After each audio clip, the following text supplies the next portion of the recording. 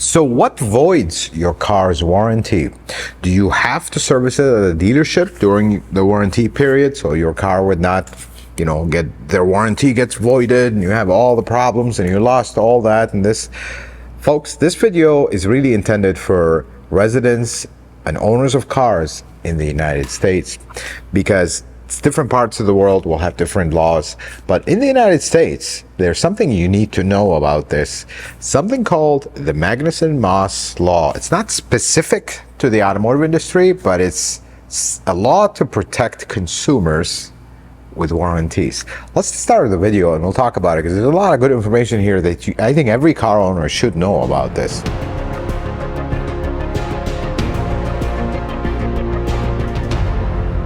The MagnusMoss Law is a law that was enacted in 1975, so it's not something new. It basically protects consumers from the manufacturer voiding their warranty because of many factors.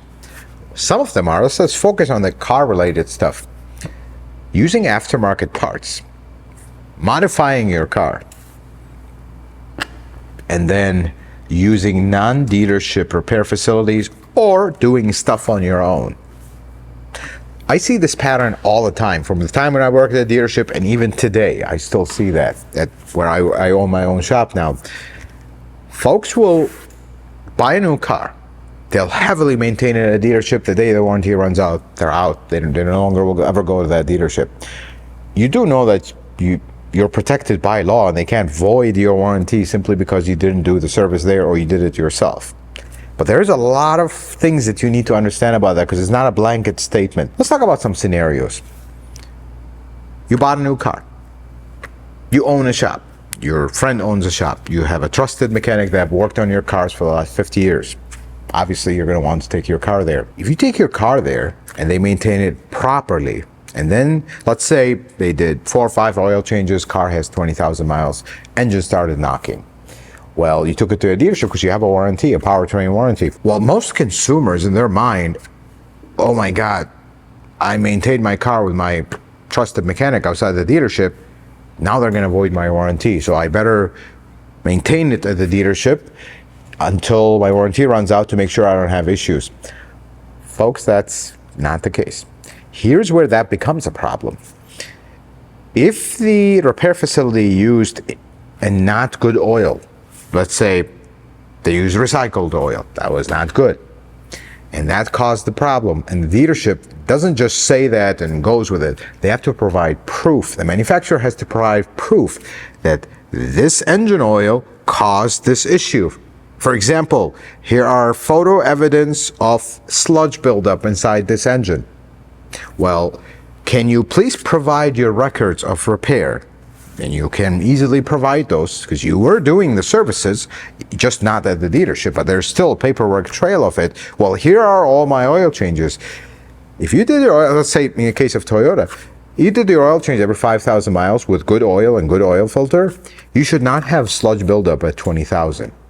But if you didn't, or you didn't do any oil changes, you will have sludge buildup at 20,000 miles, and that could be the cause of the failure. Therefore, we are not covering the engine.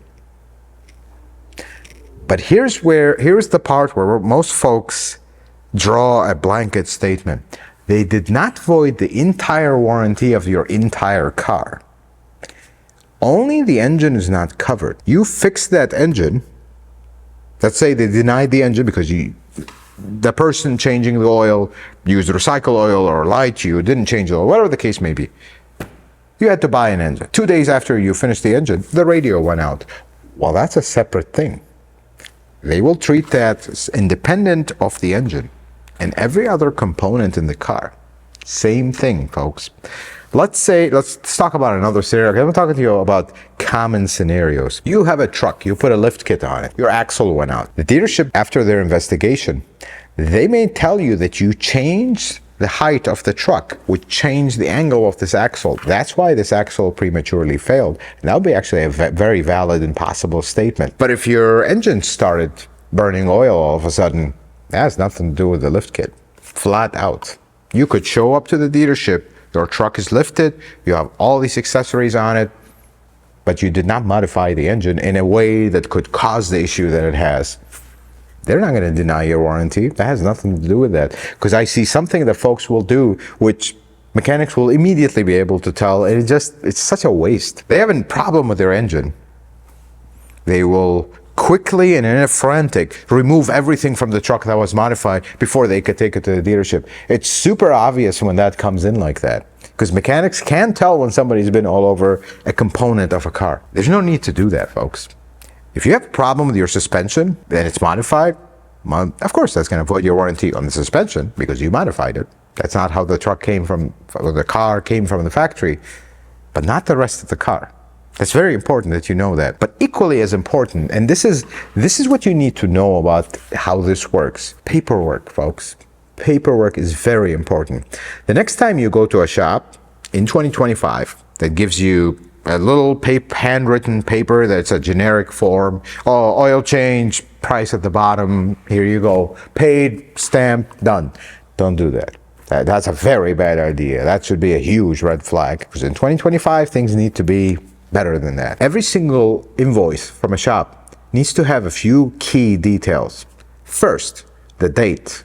Second, the mileage. Third, the VIN number of the car. And it needs to have an itemized, detailed record of what happened.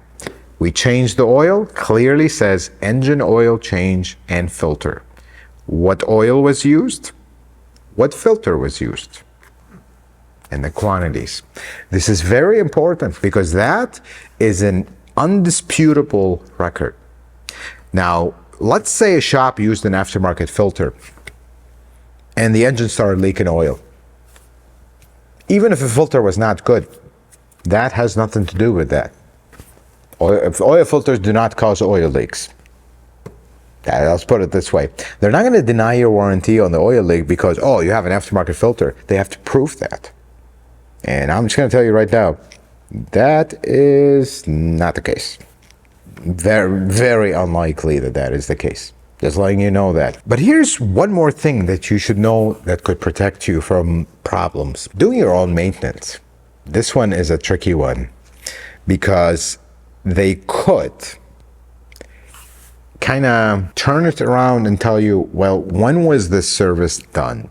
And what parts were used, and what was the mileage and the dates, and to establish a service history. I'm going to be flat honest with you. If you're doing your own maintenance and you're doing them right, you know, you're not using the wrong fluids, you're not using the wrong filters, you're doing things in the right intervals, there's no neglect, you're doing things right, and which is majority of DIYers, because this is their car, they love it, they will take care of it the best way they possibly can. There should be no reason that you have issues related to maintenance neglect. That's the first thing. The second thing is you should have a record, and a very, very detailed record of what you did, when you did it, what mileage it was. Keep receipts, put a journal, try to document it while your car is under warranty, because should something come up, you're prepared. And actually, I encourage everyone to do that even after the warranty, because it's a good habit to keep a record of your car. You go sell the car one day, you hand that record to the next owner, that's going to up your value of your car. I would be extremely impressed if I'm going to buy a used car and it comes with a huge log of every single thing that was ever done to it from day one. To me, that ups the value of the car, because now I can fully understand how was this car maintained.